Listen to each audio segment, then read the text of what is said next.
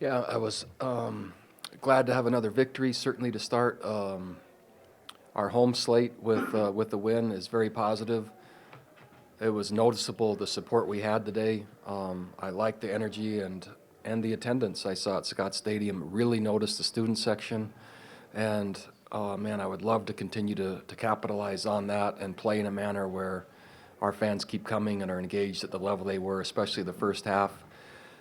I was pleased with the scoring in multiple phases. It was good to get our kickoff return game. That was an emphasis this week after what we saw in week one, so it was good to see our kick return game reemerge with Joe Reid. Really fun to see Nick Grant score defensively.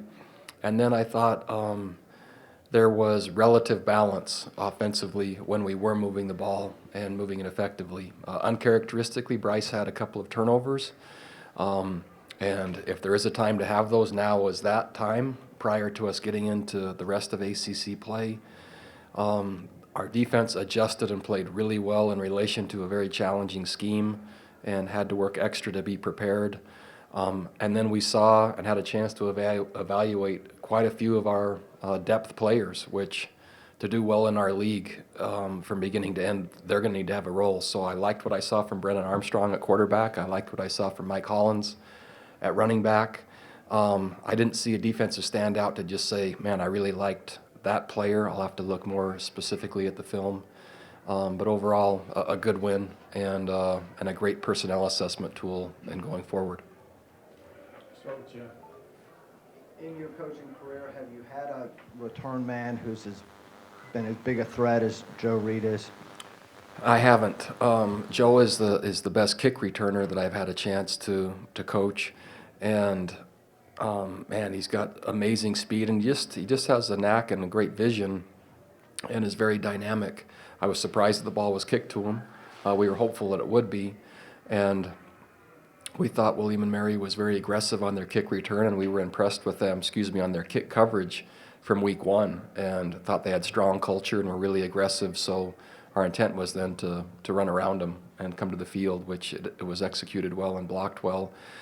Also, not just Joe Reid, but I really like Billy Kemp at punt returner. And again, he wasn't available week one, but he did some nice things in the punt return game too.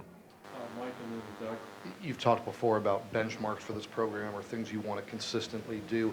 I'm curious, does winning convincingly in these games where you are a big favorite, is that a step in a program? Sure, because it's a unique challenge in and of itself.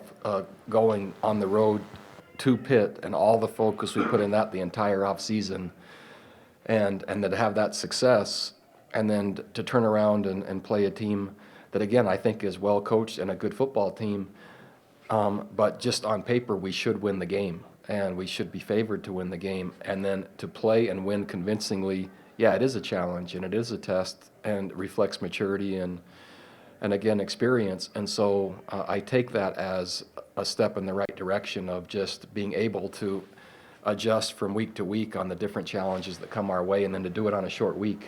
Yeah, it was tough. But I was happy overall with the way that we performed. Could you talk a little bit about your depth at running back? And I guess Wayne, is that going to be an extended absence or? So no, Wayne was, and I couldn't even tell you exactly what the nature of the injury. He'll be back for Florida State. Took longer. We were hopeful to have him back this game. It just took longer than anticipated. It turns out to be a blessing. So we already knew about what he could do, and we're happy with what he was doing. But for PK to get the amount of work he got, to see Lamont, but then to see Mike. That gives us that depth. Put it this way: that depth is what I would be hopeful to have at every position, where the next player and they're staged appropriately to where you kind of look forward to seeing the next player. And I would say the same at quarterback. Hope that answered the question. Bronco, it seems like in a game like this with a young quarterback on the other side, you want your defense to assert itself pretty quickly, and it seemed like they did that and kind of got him thinking pretty quickly. Are you pretty pleased with how that went? Yeah, the approach, he's a very good football player and very dynamic. I think they have two good players at quarterback. And I think their scheme, again, is very strong and is well thought out. What we believed in watching just the one game we had on tape is that if he was allowed to have a head start and get in the open field, that's going to be a challenge. And we saw that in scrambling early. We actually wanted to stop him before he ever got started. And so it increased our amount of pressure, and which seemed to be effective and get his eyes from going downfield to the rush. And for the most part, that's what we had hoped to do, and executed it pretty well with our starting group. Coach, you mentioned a couple times that this may be the most mature team that you've ever seen. With the team scoring on all three phases of the game, how much did they live up to that tonight? Yeah, I would say it's the most mature team I've had at Virginia, not necessarily overall, but I've seen them growing in that regard, and I see it just by their daily work ethic, and it doesn't take much motivation to encourage them to prepare, and they understand the value of special teams and the leadership that they show, and they understand the areas they need to improve on. So they're receptive to the feedback that I give them, and then they go to work on that, and then they apply it. So this group, at least at my time at UVA, has now been the most mature group, which it should be with time, right? Otherwise, I wouldn't be doing a very good job. And so I think we're seeing manifest just in the first two games. Coach, you didn't have Jay Mac for the second half last game. When did you know you were getting him back, and how nice was it to have him when you're trying to slow down an offense that I obviously don't have a lot of film on? Yeah, we knew we were going to have Jay Mac back on Wednesday, and so it wasn't the start of the week, but a huge boost when we knew we were getting him back, and it was on Wednesday. So that would be the equivalent of a Thursday in a normal week, which a lot of the work's already done, but because he's so experienced, and he was one of the players we had to have on the field athletically just to match their quarterback in case he started to scramble. Mike and Jeff. We've talked a lot about not trying to replace Salame's production with one guy, but at the same time, Joe Reid has been very productive. What have you seen, and is he a guy that can maybe approach that kind of a role? We hope he can approach it over time. We thought it would be too big of a task to ask right at the beginning. If there is an heir apparent, yeah, Joe is the most heir apparent-ish, but there's going to take a support cast with him.